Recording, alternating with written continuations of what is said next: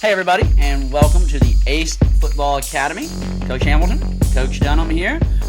Coach is going to dive into an interesting topic tonight. We know that lots of studies have been done on kids and youth sports and things like that. The number that's staggering is we have about 40 million kids playing youth sports here in the United States, and 70% of those kids are going to quit playing by the time they are 13 years old. And that is just astounding to me. That's a massive number. So 7 out of 10 kids, I mean, think about a typical youth soccer team. 8 to 12 kids on a team, 90% of that team is going to be done by the time they get to U13. So very interesting stat there. We're going to kind of talk today about some of those pressures, some of the outside influences that may be leading to that number. And you have an interesting study from George Washington University. Yeah, and it's important to recognize the age that we're talking about here, 13 years old. They're probably going into high school. Right. So they may not be quitting, but maybe they're dropping out of sports. Maybe there's different opportunities. 70%, that's still awfully high. 70% is pretty drastic. But let's be honest here. Once you get into high school, maybe you're getting into drama. Maybe you're getting into chorus. Maybe you're getting into band. Maybe there's something non-sports related that they're getting into. So hopefully they're moving to something else. I'm hoping that 70% isn't just stop being involved in things altogether. Right. But like you said, 70% is pretty drastic. George Washington University did some research. I'm not sure the date of this, but a few years ago, and they're asking kids under the age of 13, not sure the exact age range, what makes playing sports fun? What makes playing sports not fun? And so they took all the answers and they broke it down into 3 of the top categories. The top 3, what they found to be fun, enjoyable when they play sports, and the top 3 of what they found to be what's not fun, what makes them turn away from the sports. So we're going to start with the top 3 items that they find sports enjoyable. Number 1 I found really interesting was sportsmanship. Yeah. It's the camaraderie. It's, even though my opponent is on the other side of the field, they're not my enemy. I'm going to treat them with respect. I'm going to treat the coach and the ref with some respect. And so I find that very interesting. Sportsmanship was the number 1 thing out of kids, teens, preteens, time age group. Yeah, and that's first. I love that that's number 1 because it does show you that kids are learning from this. You know, that sportsmanship is so important. It can be used in all walks of life. But, and we'll get to this in a minute, but it also kind of shows you that the treatment of officials and the referee shortage and even the coaching shortage, that it's not coming from the kids. So yeah, I love that sportsmanship is number 1 there. And the other thing to point out there is we have so many programs, the anti-bullying, anti-racism, all-inclusive type of things. And I think that ties into what they're being raised to see. And like you said, sportsmanship being their number 1 thing is really cool to see from kids at that age. The second top category of what makes playing sports fun was positive coaching. I think this is really cool. They value having coaches teach them, having coaches that let them know that their learning and passing on their knowledge matters. And it's also telling when they're on the field, they don't want to be screamed at. They understand that they're going to be expected of what their expectation is. The coach may get upset, but there needs to be some praise. There needs to be some positivity on the field and not just hardcore screaming up top of your lungs, getting crazy on the sidelines or in practices. They want positive atmosphere with their teammates and having fun while they're playing. And I think this is the most, I know it's number 2, but I think this is the most important one, because if you don't have that positive coaching, if you don't have that positive environment, as you mentioned, this is why those kids are quitting. Maybe not the only reason, but it's one of the reasons why these kids are quitting, because it's not fun. If I'm going to practice or if I'm going to a game and I just know that the entire time, no matter what I do, my coach is going to be screaming and yelling at me. It doesn't matter if I score 3 goals and have 2 assists, coach is going to be mad about something. Nobody can play like that. Nobody wants to do that. So I love that positive coaching is number 2. I think it is super, super important. I personally would put it at number 1. I would actually like to put positive coaching / parenting. Yeah. The parents are just involved in this type of atmosphere as much as the coaches. And I mean, player, coach, parent, I mean, it's a trifecta. The vibe that's given from player, parent, and coach, it all matters. We all Absolutely. have been in those situations where that one player, that one coach, that one parent is kind of the cancer. That one individual can really ruin the atmosphere in a team. So the number 3 thing that kids found to be the most fun and enjoyable in playing sports is trying their best, putting in the work, working hard in practice. It goes back to that sportsmanship and needing that positive coaching. They want to learn. Yeah. They want to do their best. They want to be their best, and they're willing to put in the work in the right atmosphere. Yeah, and again, you want to talk about life skills. It builds that work ethic. It teaches them that, hey, we got to work. You got to play hard, train hard, work hard, and it just builds that work ethic in our young people, which is so important. Moving on to the top 3 things that makes playing sports not fun. And these are the ones that we need coaches and parents to pay attention to because they're directing these things at us. We're their main influencers in their sports, whatever sport it may be. The number 1 thing not fun is too much pressure from their parents. There it is. You just mentioned this not too long ago. I scored 3 goals, but Dad's going to yell at me because I missed that one shot in that game. And that is, I have had a player specifically use those words to me before. It's discouraging to understand that they know no matter how well they play, mom, dad, or coach is going to find that one thing that they probably should have done better. And we took our first A.C.E Football Academy actual team down to or up to Cincinnati this past weekend, played in a 3v3 tournament, and it wasn't even in our age group, but the team that I'm speaking of happened to be play before us every time, and I'm not kidding you, they had a parent stand behind the goal and holler and scream the entire game. And even my 9 girls, 10 girls are looking at me and looking at each other like, this guy's unbelievable. And they see it, but here was the big thing. Of course, he's acting like a fool and everybody knows it. Oh, absolutely. But here was the big thing. At some point, every player on that team cried because of something he had yelled. Every single, not just his daughter, every single kid. I mean, that's when you mention that trifecta. That's when a coach has to step in and say, dude, go sit down. He's pacing. He's behind the goal. He's pacing. We've all seen it. We've all done it. Yeah. But that's just that pressure that nobody wants. Well, what was the number 1 thing that kids said made sports fun? Yeah. Sportsmanship. That's garbage. Yeah, it was unbelievable. What I would love to see, well, first of all, the coach of that team or a parent should have said, hey, Chill. Mr. Johnson, you need to go back. You need to sit on the sideline. Yep. That's where you belong. Yep. What I would love to see, which is going to be really difficult at that young age, is one kid turn around and say, we're 11 years old. Could you shut up? I know.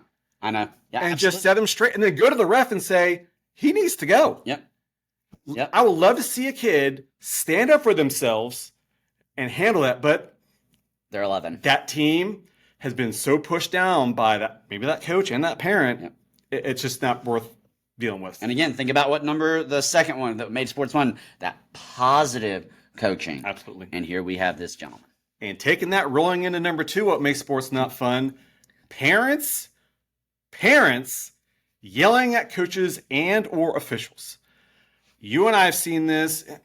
In our area, it doesn't happen a lot. Right. But we have seen incidences where a parent comes across, they're yelling at the head coach, or they're screaming at the referee coming off the field as if he ruined that game. Mm-hmm. Outrageous. We understand that there are situations that are subjective on a call, and we get it. Maybe they got a penalty call late in the game. But that one penalty didn't lose that game. It was the prior 60 minutes, whatever length of your game is, that changed that game. Right. And it's unfortunate. We feel that more parents are yelling more on the sidelines, not necessarily at the coaches or the refs, but more at their kids. Yeah, absolutely. It's unbelievable. And again, this goes back to that coaches and referee shortage. I mean, people, there's not going to be games to be played if we can't get this under control. And I think it's very telling that this poll from children are mentioning this. I want to bring up something. You and I have read a book here recently. Calling up. Calling Up, talks about coaching in a coaching culture and those type of situations. That book is by J.P. Nerbin, by the way. He is awesome. If you've not read that book, I highly recommend it. One thing that happened is a parent asked for a parent-coach a meeting to discuss their kids. He was a high school coach at this time. Right. And they were really upset about the kids' playing time. They said, my son's been very depressed through the season. And of course, the coach is like, well, that's kind of ridiculous because he's not showing that in my practice. But he asked him something that was very important here. He says, you're very upset with me right now. What's important to you and your son over the next 5 years? And they listed off 2, 3, 4 things, and sports wasn't a single one of those. And that's what we're trying to get at here, is screaming at the sidelines what's important to your kids' development. We're developing them to be, number one, responsible adults. If you're raising your child to be a pro athlete, you are setting them up for failure.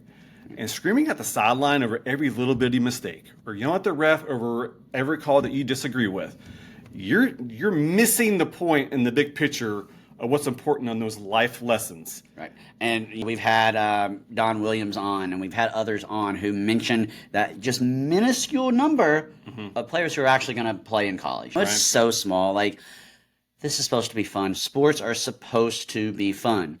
And I feel like we're harping on the parents here, but it's not just parents. What about number 3? Number 3 is unwanted coaching behaviors. And us as coaches, a lot of times we have to kind of step back and evaluate what we do during the season, individual practices, how we are in games. One thing that you and I did when we were coaching high school together, at the end of the season, I gave them all a sheet of paper. And I said, do not write your name down. I want you to tell me things that you found to be fun in practices and games and things that you think I need to work on. Yep. And I'll tell you what, those kids got very honest with me. Oh, yeah. And it was a thing that I had to swallow and tell myself, you know what? It's not about me. Yeah. And I had to take a step back, swallow my ego, and realize I'm here to teach. I'm not here to put up a record of quickest 200 wins in a high school coach's career. So we as coaches, we got to realize what the big picture is as well, and not just the parents. Absolutely. And it is personal story. Actually, it just happened this past season. I lost my cool with an official on a call.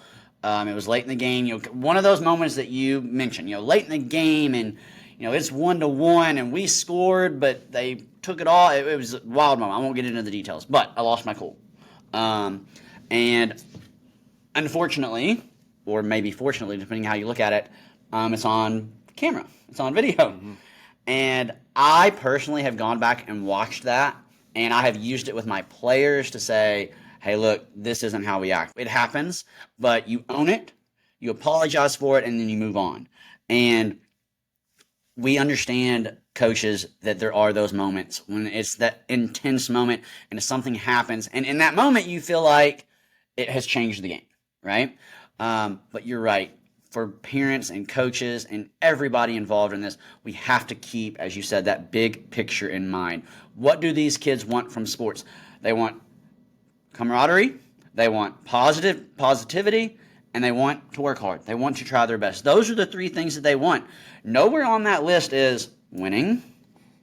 I'm sure it's on there. You nailed it right but there. It's on down the list, but nowhere. Yes. And I do this activity with both my parents and my players before every season, and I ask them, list 3 things that you want to accomplish for this season. And as always, I want to get better. I want to develop a 1v1 move. Nobody ever says win. Nobody, parent or player, nobody ever says win. Perspective. It's Yep. perspective on the agenda. What are we trying to accomplish here? And I don't know about you. When I look back when I was younger, high school, playing high school ball, I don't think about all the wins I'd had. No. I think about hanging out with my buddies, the late nights of Bus the rides. stupid practices yeah. that we had, the Yep. goofy things that we did, Yep. and maybe a game here and there, something crazy that happened in a game. Right. But I don't remember what our record was. I don't remember how many games we won. It didn't matter, and it doesn't matter now. Right.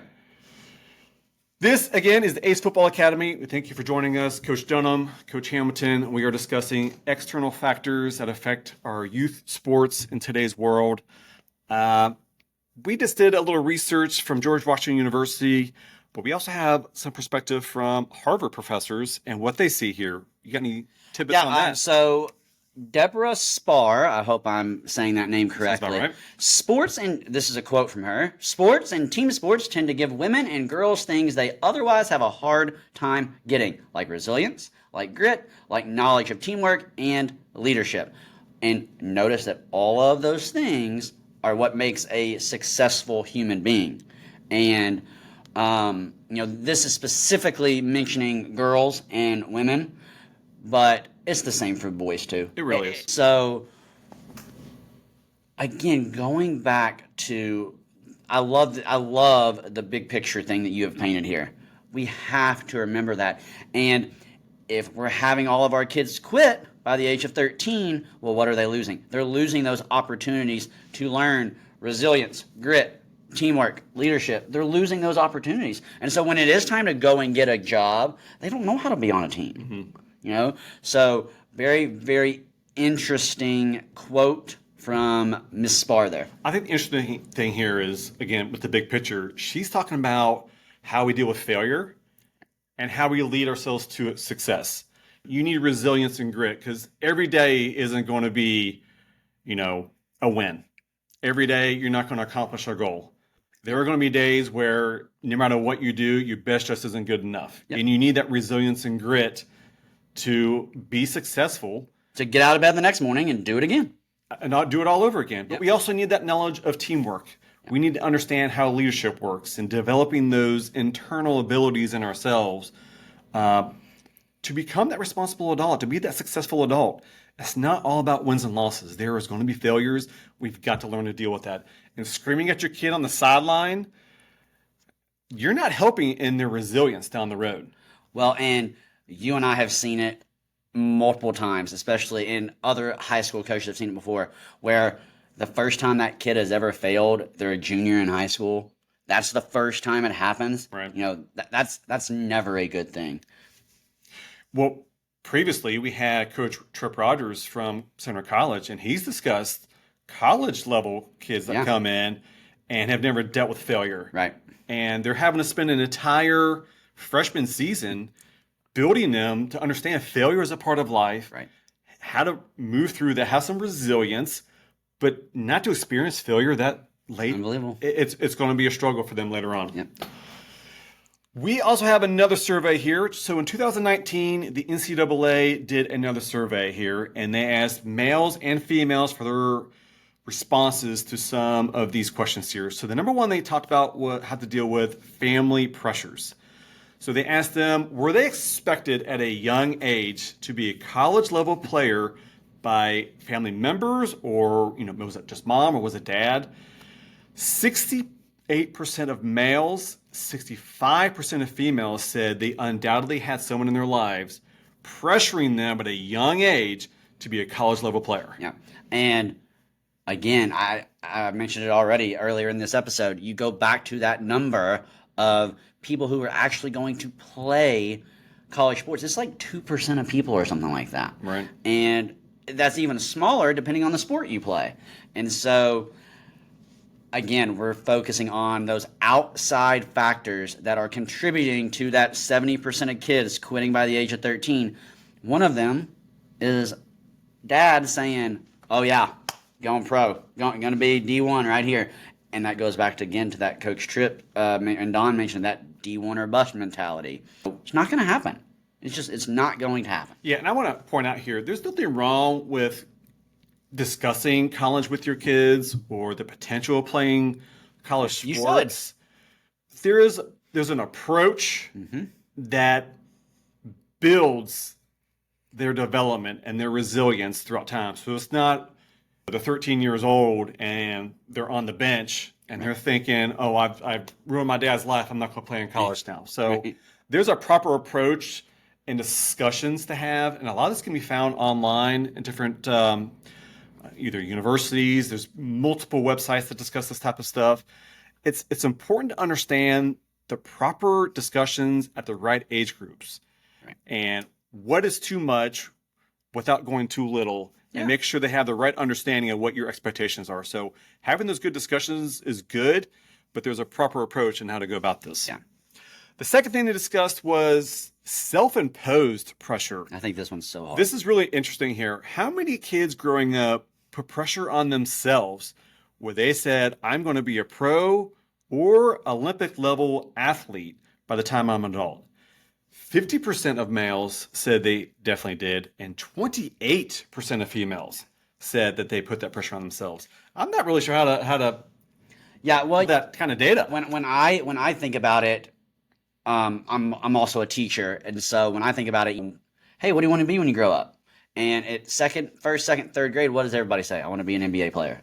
I want to be an NFL player. I want to do this and that. Mm-hmm. And so I feel like for that, that's always like the first kids. That's always what you want to do first. And so you are playing in the backyard. You are doing these things where you're making the game-winning shot in a championship game and things like that. So I think this is real. That self-imposed pressure that athletes are putting on themselves, especially young athletes. And then if you combine that with the family pressure that we just talked about, that's when you start getting these high anxiety issues and the nerves and all those other mental hurdles that players are having to deal with today. Yeah, I think in today's society with social media, the gap to relate to that Stephen Curry or Lionel Messi becomes a lot less. They can see what they're doing. Yeah. They can see, hey, so-and-so said he's no longer going to have ice cream. Yeah. Well, I guess I got to stop eating ice cream. Right. Yeah.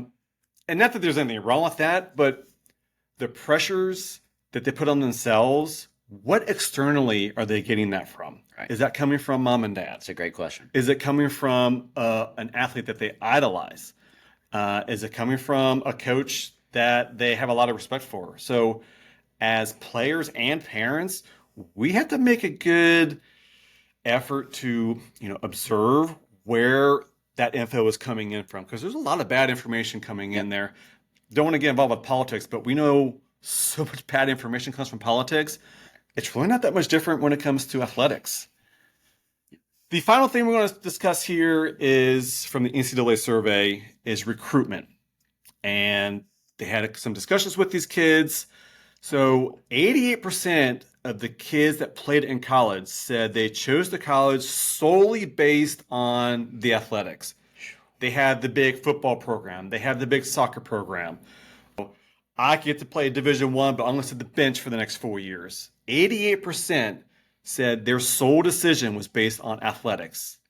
That alone is mind-boggling. Yeah, and for those of you who have listened to our previous episodes during our recruitment series, the common theme that Olivia and Rachel and John and Don and Erica and all Coach Rogers, all of those people said was, do not choose college based on athletics. But as you can see with that stat, that 88%, nobody's heeding that advice, and which leads us into the second stat. Well, to go on that, we discussed this before, is that sweatshirt mentality. What's the name on that shirt that matters? And are they choosing that school solely because of that name? That thing kind of tells you that seems to be a mentality, that they're choosing it because everybody knows that school and that's where I'm going. But here's the second thing that they discussed. 46% of those that played in college said that the role on the team did not turn out as described during recruitment. Shocker, right? They were told you're going to start year one, or you're going to work your way into it year one, and you're going to be you're going to be a stud. Don't worry about it. Yep. Almost 50% said it did not go that way. Yeah, and again, are we surprised? I'm not surprised at all. Because what is the recruitment process? It's a salesman. That's what the coach is doing. Yeah, heck yeah, come on. You're the best player I've ever seen. Come play with us. Well, of course. But again, managing those expectations.